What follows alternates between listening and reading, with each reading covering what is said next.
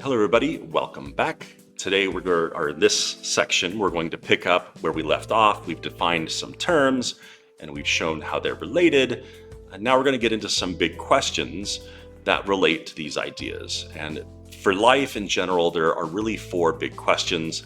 Some might break them down a little differently, but this is a good way, I think, to break them down. Because how you answer these questions defines how you think of yourself, how you think of others and society, in large part, right? And so they are questions of origins, where did I come from, the question of meaning, what's the point of being here, the question of morality, what should I do while I'm here, and the question of destiny, what happens to me when I stop being here, okay? So we're going to look at an agnostic / atheistic perspective first, okay? Or an atheistic, and I guess you could say agnostic as well. In terms of origins, we evolved here via natural selection, by hook or by crook. We made it. We outlasted all of our evolutionary competitors and arrived at the top of the food pyramid here on Earth. It's important to note that there's no detailed explanation for the origin of the first life when it comes to this, and we'll get to that and why that's true a little bit later in this series of talks. But we're a monkey. Our monkey's our uncle, or a common ancestor with monkeys is our uncle, is probably the more accurate way to say it.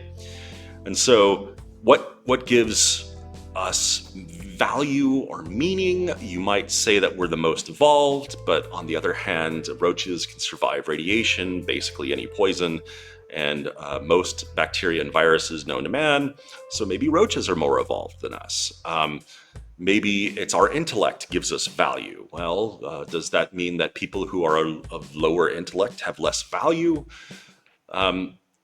Origins matter, right? What you believe about yourself is relevant. So when thinking about where you came from, are you simply a meat puppet, a highly evolved meat puppet, and destined to be replaced by the AI you are creating?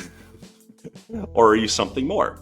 An atheist would say that we are dancing to our DNA, a product of our genetic programming and our environment, and in essence, we're here by chance. Okay? So panspermia, on the other, primordial soup would be an atheistic explanation. Panspermia or guided panspermia, however you play it, where we came from is answered in a story that says either completely roll of the dice, maybe just good luck, or perhaps we're going to be somebody's food someday, when they come back to conquer us. Meanings when it comes to atheism or evolution by natural selection. So when you're looking at meaning, if you look to evolution by natural selection for meaning, nature is brutal and cruel. Survival of the fittest is the rule, or perhaps survival of the most adaptable. But the meaning of life, as far as I can tell from a purely materialistic standpoint, would be to propagate your species, to share your selfish gene, as one prominent atheist biologist has coined it, so to speak. So when it comes to guided panspermia, it doesn't really add anything. We are just trying to live the happiest life we can, maybe. We're here because we're here, and our biology demands of us to carry on the species. And so that's the purpose of existence, to live, to procreate, and to die. And so in a sense, life is what you make of it, right? You derive your own meanings beyond the biological, because really no one looks at nature and says, oh, this gives me meaning, right? I should kill the weak. I should cull the herd. A Darwinian society would be absolutely horrific, and I don't think anybody would really advocate for that. Though maybe I'm wrong. Perhaps some people have or will in the future. It just doesn't seem like any society I would want to live in. But certainly, you can find meaning for life in moments, in pursuits. The thing that this has difficulty with is going to be something called intrinsic meaning, or meaning beyond what you yourself are doing, right? So there's no meaning in a eternal kind of sense, because on a long enough time scale, this universe is going to suffer heat death and stop existing. And so everything that you've done will be forgotten. The chances of humanity surviving that long is pretty low anyway. We'll probably be killed off by her robot overlords. The movies like to show us winning. The reality is we probably lose. But the idea of meaning with any sense of permanence, certainly in reference to yourself, goes away, because when you die, and we'll get there in a sec, your meaning stops, right? So we'll jump to that. We'll keep going. Meaning is what you make it, and there are great meanings to be found: family, children, contributing to society, finding the small joys in life. It's not a hollow way of life, is what I'm saying. It just doesn't have meaning beyond your own personal experience of life. Now, morality it has some strengths and weaknesses. I think the strength of morality when it comes to atheism and guided panspermia is that it's very flexible, right? It's called situational morality. There's no 10 commandments for you to be looking at while you're trying to figure things out. And generally speaking, when it comes to agnostic or atheistic kind of views of reality, it's some sort of balance between personal morality and societal morality. You might call it situational morality. So whatever you can get away with doing and society will permit is great in terms of societal morality. Whatever you can hide and get away with is acceptable in personal morality. Scientists and philosophers who are atheistic have attempted many times to find a coherent set for firm morality to be shared. They've struggled with it. They have things like utilitarianism, filial piety, virtue ethics, ethics of care, natural law, social contract theory.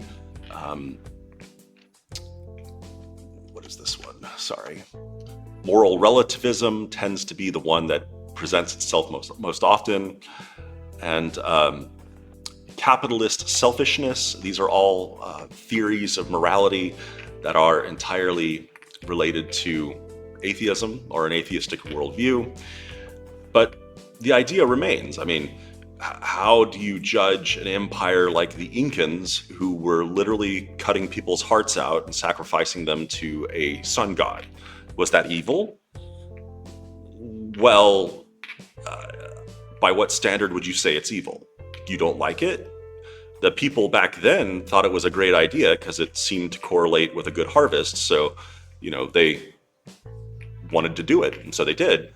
But can we really judge them as it being bad? Because for the people in the time, the individuals, it was within their ethics, and the society thought it was okay. So that seems to be the weakness. The strength is that someone who is an atheist can move into any society, and because they don't have any kind of firm set of ethics, they can really blend into whatever culture they're existing in.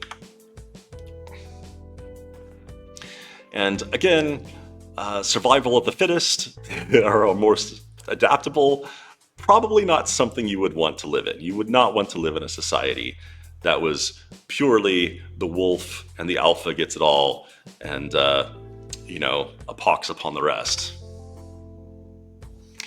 Now, destiny. Destiny is where things get kind of sticky for the materialist or the atheist, because the greatest evil as it were, from this worldview is death, because death is the end of any possible good that you could contribute to existing. Okay, and so this is where atheism tends to break down when I actually talk to people. Most people I've met who say that they're atheists slip in a little bit of theism in terms of either reincarnation, or maybe there's a heaven, maybe there's, we exist in another plane, these sorts of things. But if you're really a methodological naturalist, you become that about which rocks dream, right? In reference to yourself, it's as if you never existed. That's the end of an atheistic reality. If atheism turns out to be true and methodological naturalism is in fact what is right, then at the end of the day, what's going to happen to you is you will stop existing. You won't know if anyone carried on your legacy, your grandchildren. You won't care. You won't exist to care. It will be as if you never existed in reference to yourself. So that's the destiny that a person who is an ardent atheist materialist would be expecting when they die. And so, again, living as long as you possibly can, struggling against the darkness, is kind of like a strong motivating factor for someone in this. Or perhaps someone who is very, very miserable might seek this out because they would believe that they would no longer exist to remember how painful and horrible their life was. So things to think about. And I'm going to stop there for now. And we'll have the theistic view of things in the next lecture. So thank you so much for listening.